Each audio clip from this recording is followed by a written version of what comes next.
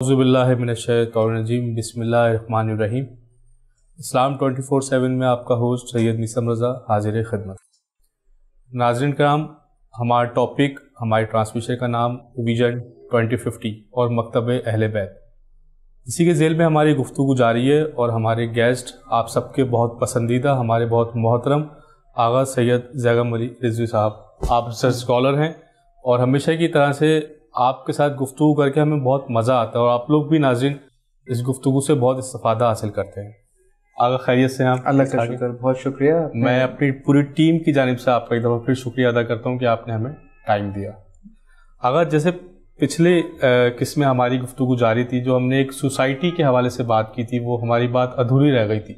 और जो कल्चर हम डेवलप करने की कोशिश कर रहे थे कि 3 फैक्टर ज़रूरी हैं। इकनॉमिक्स का जो पार्ट होता है बड़ा अहम होता है, और जो उस इकनॉमिक्स के साथ साथ हम जो उसमें सिक्योरिटी के एतबार से, वो सिक्योरिटी किसी भी एतबार से हो सकती है कि कोई भी हमें बाहर से अटैक ना करे, और वही कि हमारी यूथ सिक्योर रहे। तो वो सिक्योरिटी क्या होगी, और वो जो बेसिकली जो इकनॉमिक्स का पार्ट किस तरीके से आएगा।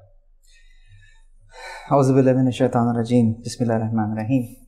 देखिए, सबसे पहले तो हमें इन तमाम के तमाम अनासर को, फैक्टर्स को अलग अलग समझने की ज़रूरत होगी। सोसाइटी क्या होती है, कल्चर क्या होता है, और फिर उसके अंदर आपने जिस तरह से इकोनॉमिक फैक्टर को इन्वॉल्व किया, उसकी अहमियत क्या होती है, और फिर यूथ वहाँ पे कहाँ पर इस वक्त स्टैंड करता है। देखिए, कल्चर वो अनस्क्रिप्टेड रूल्स एंड रेगुलेशंस होते हैं, कुछ नॉर्म्स होती हैं कि जो कि मुख्तलिफ लोग प्रैक्टिस करते हैं, जो कुछ ग्रुप ऑफ पीपल प्रैक्टिस कर रहे हों, कुछ नॉर्म्स को, कुछ रिवायात जिसे आप कहते हैं ट्रेडिशंस को जो ले रहे हैं। और सोसाइटी कहलाती है कि जहाँ there few some group of peoples living together having same interest. सही। कि जहाँ पर लोग या अफराद जिनका आपस में एक जैसा एक इंटरेस्ट हो, कि कॉमन पॉइंट पर जमा हुए हों, तो वो एक जगह पर रहना उस अंदाज से पसंद करते हैं। अगर मैं एक ऐसी एग्जांपल दूँ, मैं हमेशा की तरह कि जो कि हमारे यंगस्टर्स अगर इस प्रोग्राम को देख रहे हैं तो वो कैसे समझ सकेंगे, तो यूँ समझ लीजिए कि जैसे कि मोबाइल एंड्रॉयड फ़ोन होता है, राइट। तो उस एंड्रॉयड फ़ोन के अंदर अब 2 चीज़ें इन्वॉल्व हो जाती हैं। नंबर 1, एक तो उसका फिज़िकल फीचर्स जो उसके अंदर है, यानी कि जो उसका हार्डवेयर है, और एक उसके अंदर जो है वो सॉफ्टवेयर एंड्रॉयड का जो इंस्टॉल हुआ है, जिसके अंदर बहुत सारी एप्लीकेशंस होता है। तो हम यूँ कह सकते हैं कि जो कल्चर है वो सॉफ्टवेयर्स है, वो आइकन्स हैं कि जिसके ऊपर आप क्लिक करते हैं तो कभी कुछ खुलता है तो कभी कुछ खुल जाता है। और वो जो हार्डवेयर है वो सोसाइटी है कि जिसके अंदर वो तमाम के तमाम उन कल्चर्स को अडॉप्ट किया जा रहा होता है। तो यकीनन इन दोनों का आपस में बहुत गहरा ताल्लुक होता है, यानी कि यकीनन अगर सोसाइटी होगी तो उसके अंदर कोई कल्चर भी होगा, और अगर किसी कल्चर को प्रैक्टिस में लेकर आना होगा तो उसके लिए फिर अल्टीमेटली सोसाइटी की ज़रूरत होगी। तो इन दोनों का आपस में यूँ चोली दामन का साथ हो जाता है। अब सवाल ये पैदा होता है कि जैसा कि मैंने अर्ज़ किया कि कल्चर जो कि अनस्क्रिप्टेड रूल्स एंड रेगुलेशंस हैं, जिसके ऊपर बेस करते हुए हमने अपना आगे का सफ़र तय करना होता है। सवाल ये पैदा होता है कि इसकी बुनियाद क्या होनी चाहिए, यानी कि वो जो रूल्स हैं, वो जो रेगुलेशंस हैं, वो जो नॉर्म्स हैं, उसकी कोई बुनियाद होगी या नहीं होगी, या वो कौन डिसाइड करेगा। Exactly, who will decide. तो जैसे हमने पिछली किस्म में भी बयान किया था कि जो प्रोडक्ट का क्रिएटर है वही डिसाइड करेगा कि इसके लिए बेस्ट क्या चीज़ है।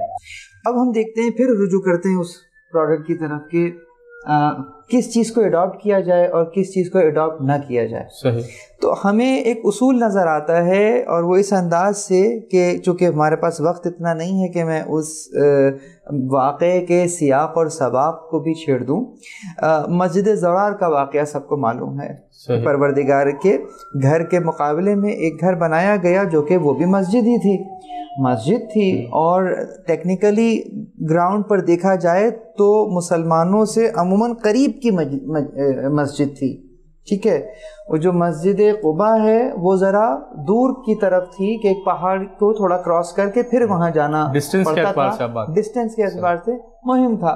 लेकिन ये जो थी ये फैसिलिटी वाइज भी अच्छी थी और करीब भी थी, लेकिन परवरदिगार ने एक उसूल दे दिया देखिए वाक़ई को ना देखिए, उसके अंदर छुपे हुए उसूल को देखिए कि लमस्जिद उस्सिस अला तक़वा मिन अव्वल यौमिन अहक्कु अन तक़ूम फीह। अच्छा, कि वो मस्जिद के जिसकी बुनियाद पहले दिन तक़वा पे रखी गई है, हक रखती है कि आप उसमें खड़े हों। यानी यहाँ पे हमें एक उसूल ये मिल गया कि चाहे कोई मकान हो, चाहे कोई ज़मान हो, चाहे किसी भी अंदाज का कोई रिश्ता हो, किसी भी अंदाज का कोई ताल्लुक़ हो, अगर बुनियाद में तक़वा नहीं है तो फिर परवरदिगार की नज़र में उसकी कोई वक़्त नहीं। परवरदिगार की नज़र में वक़्त उस चीज़ की होगी कि जिसकी बुनियाद फाउंडेशन पिलर्स के अंदर जहाँ तक़वा होगा। यानी परवरदिगार को अपने नाम से मंसूब वो घर भी गवारा नहीं है कि जिसकी बुनियाद में तक़वा नहीं है। आप उस मस्जिद को कितना सजाइए, आप उसमें बेहतरीन अंदाज की दुनिया के बेहतरीन मार्बल बिछा दीजिए, कारपेट्स पे भर दीजिए, मीनार बुलंद कर दीजिए, अगर बुनियाद में तक़वा नहीं है परवरदिगार को नहीं चाहिए। हाँ, अगर कोई कच्ची मस्जिद है, टूटी फूटी भी है, लेकिन अगर वो तक़वा की बुनियाद पर है तो हक रखती है कि वहाँ पर खड़ा हुआ, और उसमें जो अमल हो रहा है वो भी नागवार है परवरदिगार। इसीलिए ना कि देखें, जहाँ से तक़वा रुखसत होगा तो फिर वहाँ पे क्या होगा, वहाँ पे फुक़दान किस चीज़, तक़वा का फुक़दान क्या है, वहाँ फिस्क़ और फजूर आ जाएगा, वहाँ फसाद आ जाएगा, वहाँ पर फिर जोड़ने की बात नहीं होगी, तोड़ने की बात होगी। सही। आप आजकल के माशरे में देख लीजिए। यहाँ पर फिर हम देखते हैं जवान जब किसी से दोस्ती कर रहे होते हैं या रिलेशनशिप बना रहे होते हैं, तो वहाँ पर भी जो बुनियाद अगर ये करार पाएगा कि ये चूंकि मुझे दुनिया में बहुत फ़ायदा देगा तो मैं इससे अपने राब्ते बढ़ा लेता हूँ, और इससे मुझे क्या मिलेगा, इसके पास तो कुछ भी नहीं है देने के लिए, तो मैं इससे अपना तय ताल्लुक़ कर लेता हूँ। ठीक है, प्रोडक्टिविटी की तरफ मैं जाता हूँ, मैं अपने काम को, अपने वक्त को प्रोडक्टिविटी यानी कि ऐसी जगह पर, फ्रूटफुल जगह पर मैं इसको सर्व करता हूँ। तो इस नज़रिए को लेकर जो रिश्ते बनते हैं वो फिर ब्लड रिलेटिव्स नहीं होते, वो फाइनेंशियल रिलेशनशिप्स होते हैं। सही। जहाँ पर मुआशी रिश्ते बनते हैं, फिर भाई भाई नहीं होता, भाई एक फैसिलिटेटर होगा कि अगर मुझे वो पैसा दे सकता है तो फिर मैं उसके साथ हूँगा, वगरना वो मेरी लायबिलिटी जब बन जाएगा तो अब वो मेरा भाई नहीं है। अगर वो रुतबे में या माली एतबार से ज़रा कमतर है कोई मेरा रिश्तेदार, तो मैं उससे नज़र चुरा के गुजर जाऊंगा कि कहीं मुझसे कुछ मांग ना ले। तो अगर मैं आपको यहीं पे रुकना चाहूँगा क्योंकि हमारे ब्रेक का वक्त हुए नाज़रीन के, हम ब्रेक से वापस आके दोबारा अपने डिस्कशन को यहीं से स्टार्ट करते हैं। अस्सलाम वालेकुम।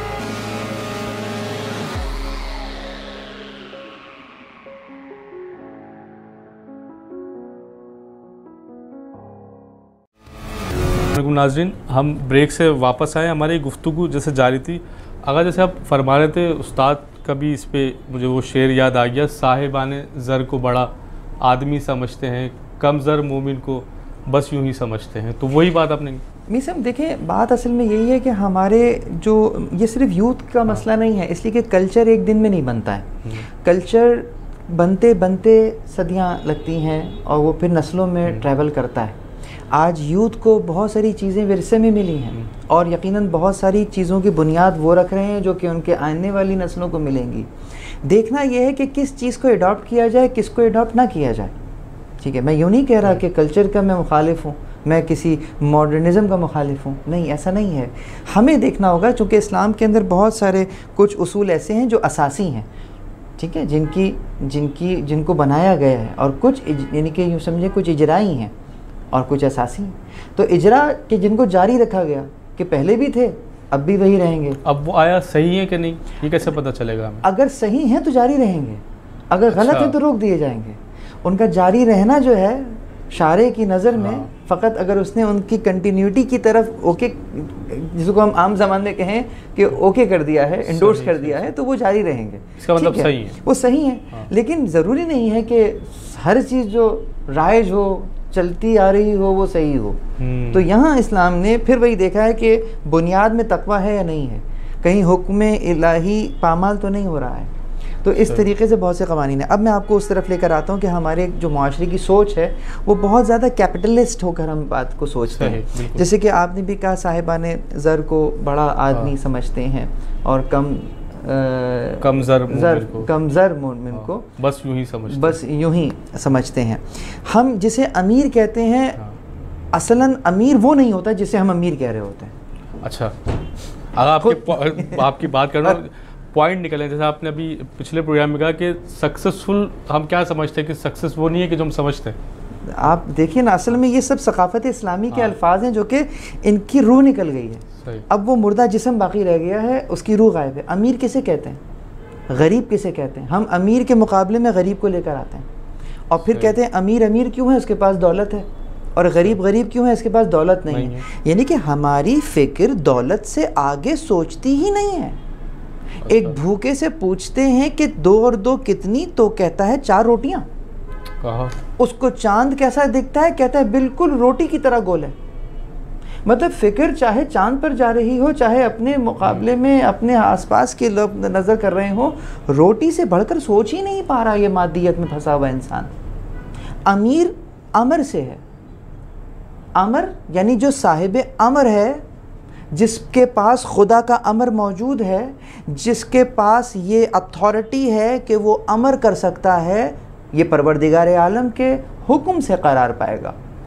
रसूल अल्लाह हमारे दरमियान में अमीर हैं, और रसूल अल्लाह के बाद वो कि जिसके लिए रसूल अल्लाह नस फरमा दें, वो उम्मत का अमीर होगा।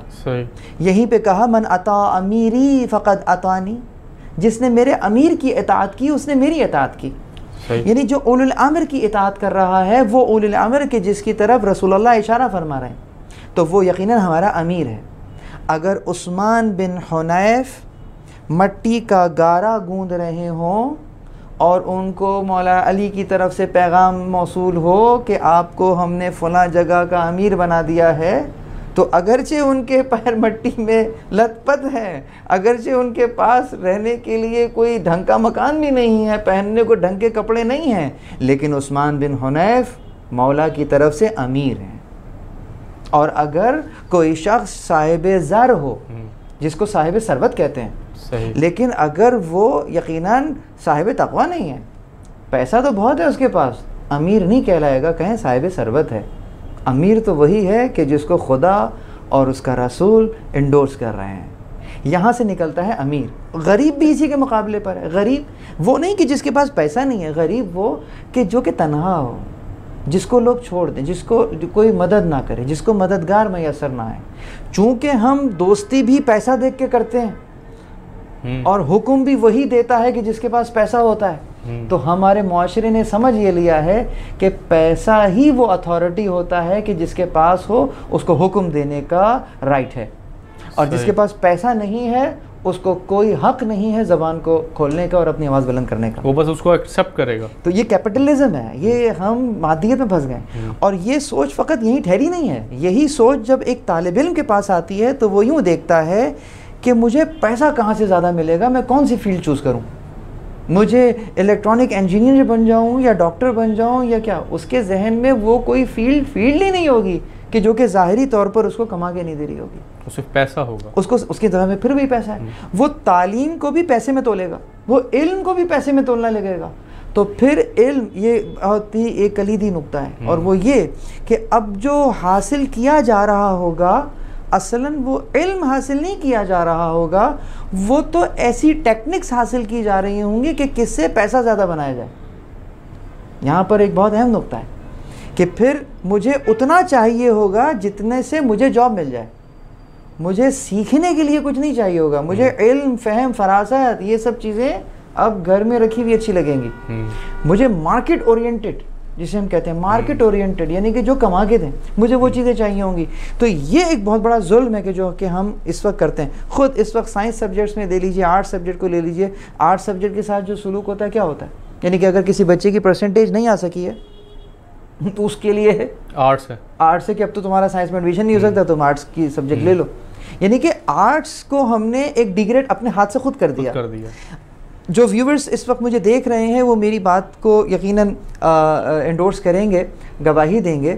यकीनन आपके यहाँ अगर आपका बच्चा ओ लेवल्स कर रहा है या ए लेवल्स कर रहा है और वो कहीं ट्यूशन ले रहा है, ट्यूटर आता है, तो उसकी जो सैलरी होगी वो कम से कम एक सब्जेक्ट की 15,000 to 20,000 होगी, जो कि फ़कत एक सब्जेक्ट की होगी। लेकिन उसी बच्चे को जो कुरान पढ़ाने आ रहा होगा उसको 500 रुपये हम दे देते होंगे। ये हमारी नज़र में कुरान की वैल्यू है, ये हमारी नज़र में उन उलूम की वैल्यू है। ठीक है, क्यों? इसलिए कि फ़िज़िक्स कमा के देती है, कुरान कमा के नहीं देता। सिंपल सी, कुरान जो है वो आपकी कोई गाड़ी बंगला ये नहीं लेकर आ जाता, लेकिन वो हमें कमा के देती है। तो हम उसको उसी अंदाज से हासिल भी करते हैं। ये देखिए, तो हम जहाँ डिग्रेड करें उलूम को भी पैसों और दौलत की तराजू में रख कर इल्म को तोलना शुरू करें, तो फिर मुआशरा जो है वो एक मुआशी रिश्ते बनाने में तो कामयाब हो जाता है, लेकिन वहाँ पर खूनी रिश्ते नहीं बनते, दीनी हमीयत नहीं रहती। तो फाइनेंशियल रिलेशन हो गया सर। यकीन सही। आगा आपका बहुत शुक्रिया कि आपने इतनी अच्छी गुफ्तगू करी, और इसको हम इंशाल्लाह और कंटिन्यू भी करेंगे आगे जाके कि ये जो बिगाड़ पैदा हुआ, जैसे आपने अभी बताया कि अब ये खूनी रिश्ते के बजाय हम फाइनेंशियल रिलेशन में आ गए, तो ये बेसिकली बिगाड़ कहाँ पैदा हुआ और इसका सलूशन क्या है?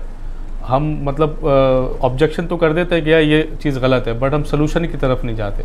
तो बेसिकली हमने सलूशन देना है लोगों को कि आप सलूशन क्या है इसका। तो इंशाल्लाह आपसे अगली किस्त में फिर मुलाकात होगी। आपका बहुत शुक्रिया। नाज़रीन किराम, अपने होस्ट सैयद मीसर रज़ा को इजाज़त दीजिए, अगली किस्त में फिर हाजिर होंगे एक दफ़ा। सलाम।